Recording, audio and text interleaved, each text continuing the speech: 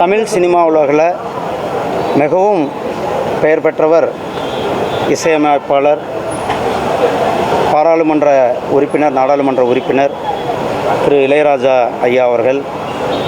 அவர்களுடைய புதல்வி பவதாரணி சிறந்த பின்னணி பாடகி.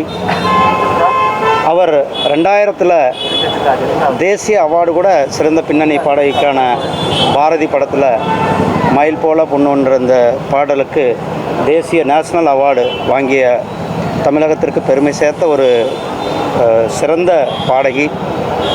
அவர் தன்னுடைய 47வது வயதில் இயற்கையை எதிர்க்கிறார் என்பது நம்மளால் நம்ப முடியாத ஒரு செய்தி. மிகவும் மன வருத்தத்தை கொடுக்கக்கூடிய செய்தி.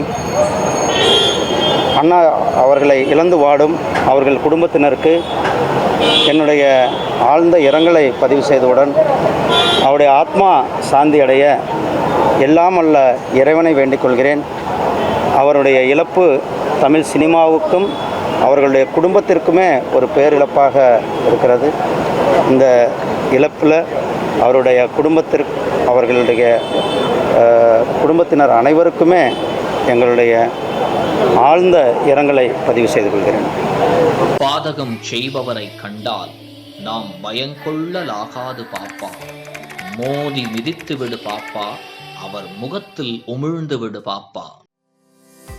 அண்மை செய்திகளை உடனுக்குடன் தெரிந்து கொள்ள இணைந்திருங்கள் இயம்நாடு தொலைக்காட்சியுடன்.